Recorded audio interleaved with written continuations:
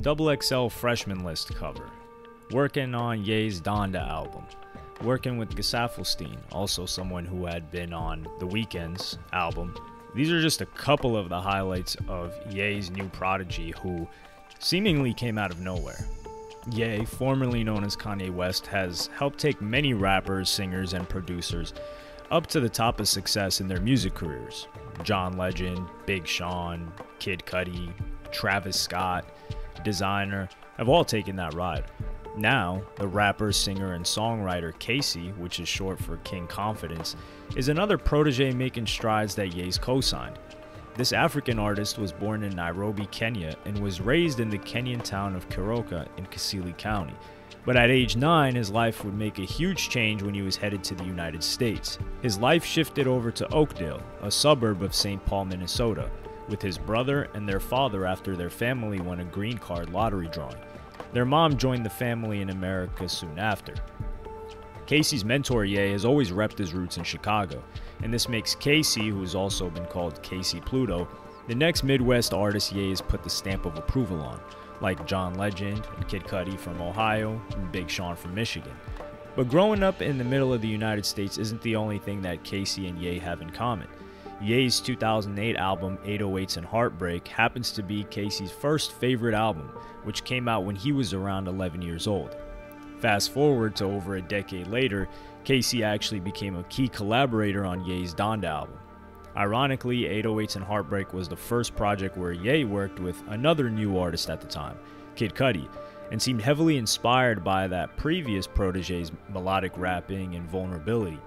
Not every new artist gets to fast-track their career by joining up with Ye and getting surrounded by high-profile creatives that it took to make the Donda album. So the question that we've all had was, how did someone like Casey, 20 years younger than Ye, get on his radar in the first place? As a kid from the hot temperature in Kenya, adapting to new life in the brutally cold winters of Minnesota, Casey really made an effort to maintain his cultural roots. He still knows how to speak Swahili and has merged his relationship with God and the church with the strong influence that music has had on him. Casey has discussed the impact that he has experienced being in a religious environment. The spark had to be church. Praise and worship is always the intriguing part of church to me. I would just be interested in everything that was going on in the music, the choirs, the pianists. My mom always had me in church, so that got me into it. And then just being in school, doing choir and stuff like that, it was an easy class for me. I found out that it was actually helping me a lot. On the secular side of music outside of gospel, Casey was caught up in not just the African music he heard back home in Kenya and the reggae his parents played in their household, but also a wide range from Michael Jackson and the Jackson 5 to Justin Bieber, Lil Wayne, and Chris Brown.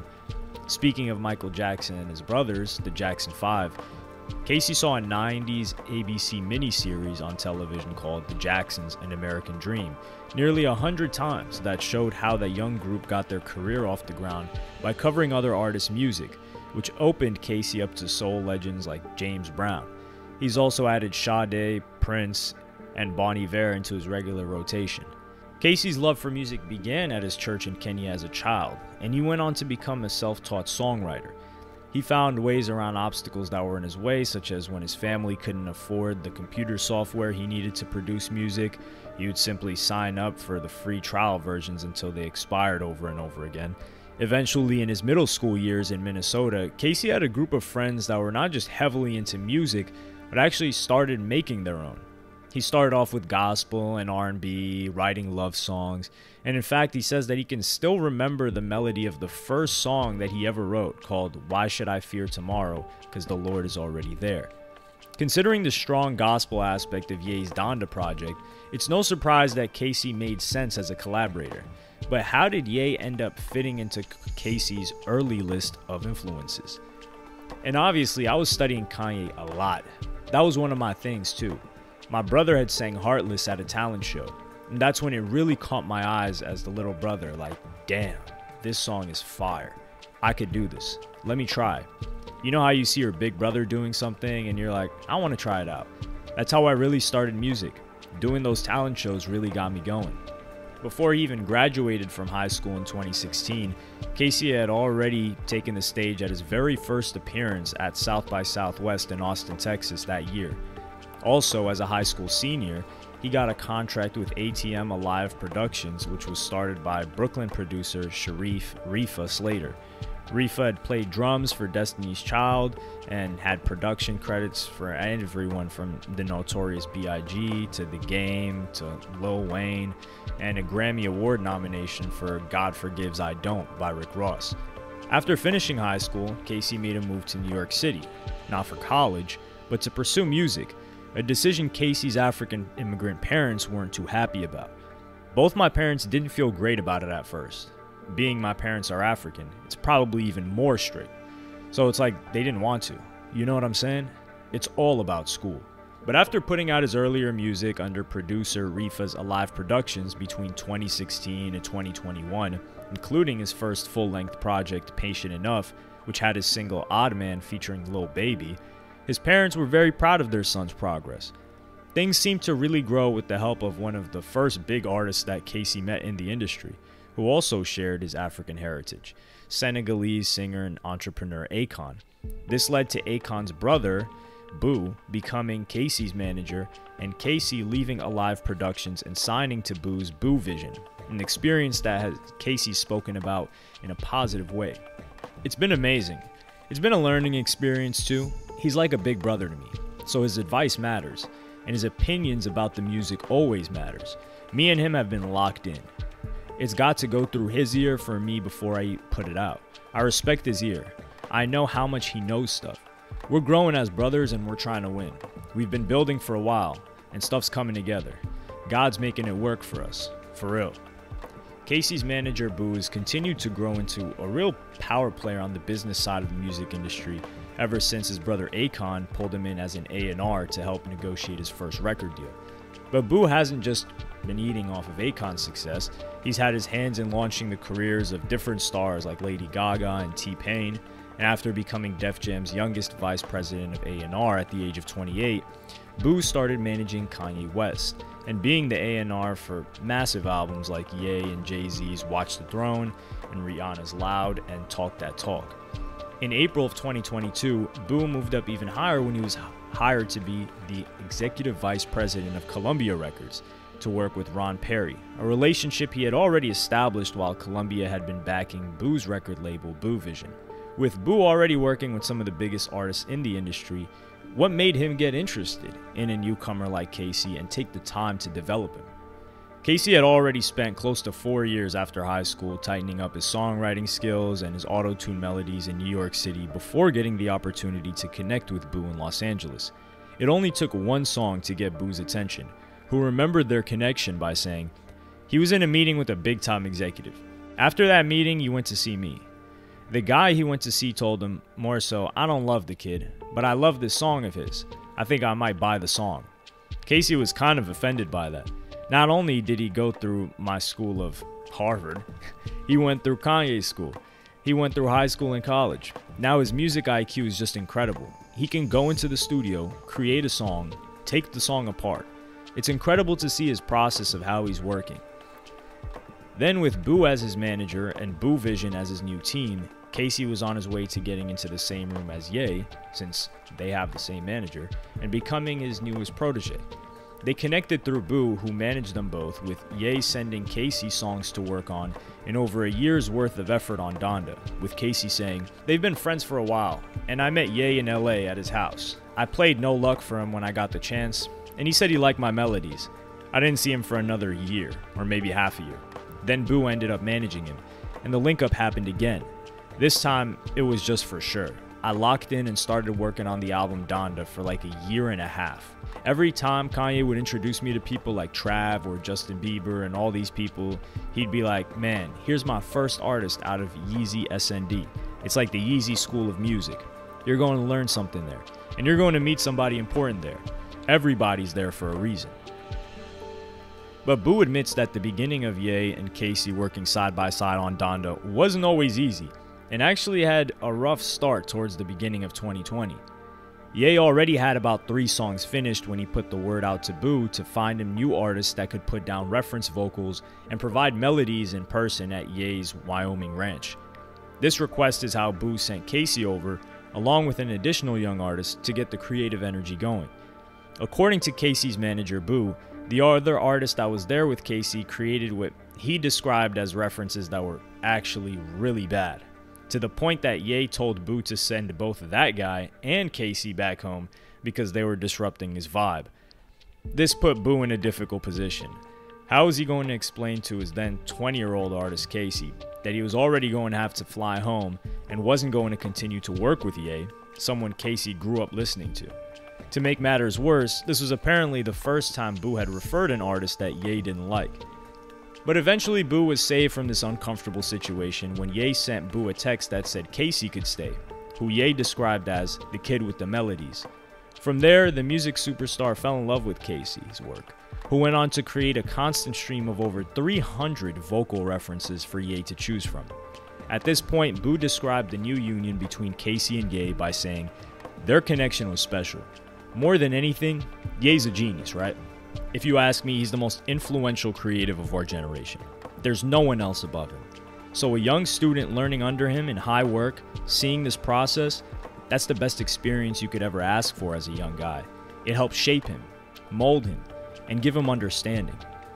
Casey's melodies are known to punch up his vocals and cut through the catchy and uncommon production choices, and he seems to mumble them until he finds the strongest ones. Casey's creative process begins by starting a song by feeling his way through the song's arrangement mentally and then interpreting what he's feeling by making verbal sounds. And the sounds that are worthy enough end up getting lyrics written to them. These melodic mumbles have transformed into Grammy nominations for Casey and earned him a place on Ye's Donda roster. After almost 2 years of working on Donda, Casey has said that he assisted in writing 3 songs, Hurricane, Praise God, and 24, that were included in the original version of Donda. 24 is a track that has a gospel feel to it that Casey and Ye co-wrote after following the Los Angeles Lakers legend Kobe Bryant death in 2020. For encouragement, Casey's mother sent her son Bible scriptures for inspiration during those recording sessions. Ye famously was finishing up Donda in Mercedes-Benz Stadium in Atlanta, where the NFL football team, the Atlanta Falcons, play, and he also held listening parties that were priced like pretty much concerts in multiple cities before the album was released. Casey made the most of his experience working on Donda, explaining, "There's a lot that I learned from Donda. It might take 100 tries to perfect the song, but you should always do it. I learned that from Ye. Just keep perfecting.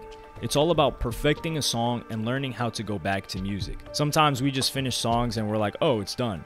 But sometimes we're going back and adding more sauce and perfecting it in time. That's a very important piece that I learned that I apply to my own career. I think songwriting is very important because back in the day, they probably appreciated it way more. Having actual songwriters and stuff like that. Look at Motown and how they had writers like Smokey Robinson competing to write songs for people. I thought that was really cool. Right now, I don't know if people don't want to take as much help. Maybe it's ego, being like, I don't really need a writer to help me do this. That's why it's dope when you're going to an artist like Ye, people that still know how to use writers and stuff like that.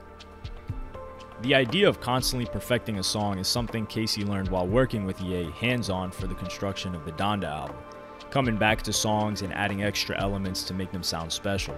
But one unexpected side to Ye making constant changes to his work clearly caught Casey off guard when the young Protégé was included and then excluded from Donda. When Ye's 10th album Donda came out, he came out and publicly said that his record label released the album without getting his permission.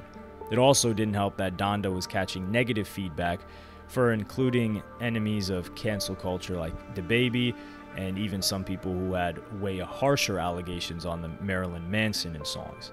Soon Ye did what he did with The Life of Pablo in 2016. He released Donda several weeks after its original release, with songs and the track listing, with the most obvious alterations being the removal of Chris Brown and Casey. In September of 2021, Casey tweeted and deleted messages that seemed to show how frustrated he was with the removal of his efforts. I don't care anymore. Stuff over with. If you heard me, you hear me.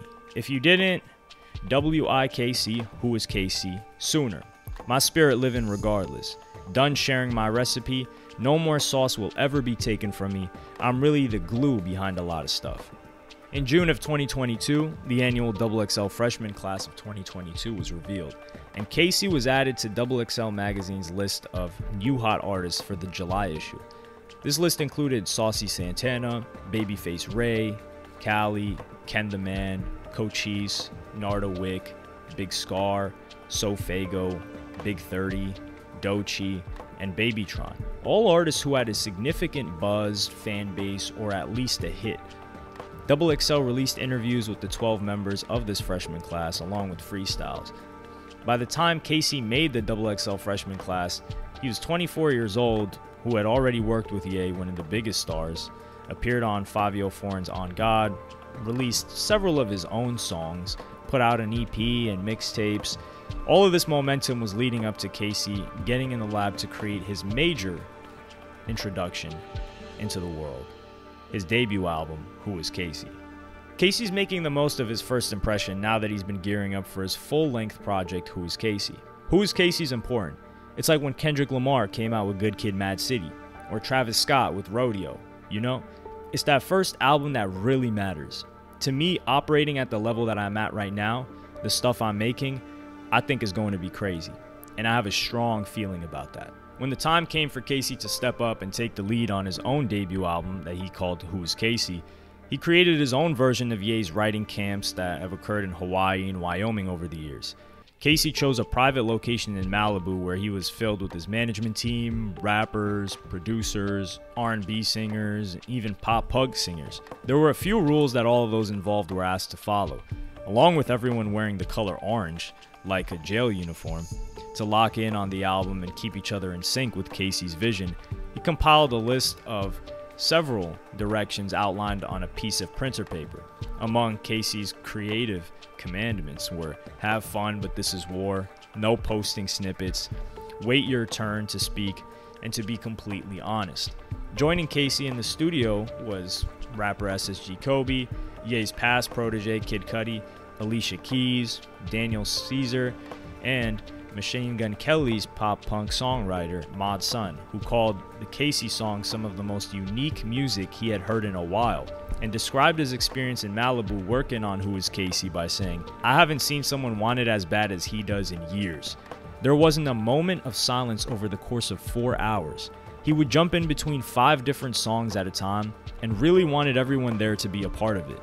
He gathered an army of extremely creative artists in the same room and was allowing everyone to offer ideas." Whether or not Ye and Casey will continue to work together in the future is yet to be seen. But one thing is for sure, being the kid with melodies got Casey a high-level manager, a working relationship with A-list stars, and now it's just a question about whether or not he's going to deliver or have strong enough of a push for him to really make a stamp on the rap game, and that's yet to be seen.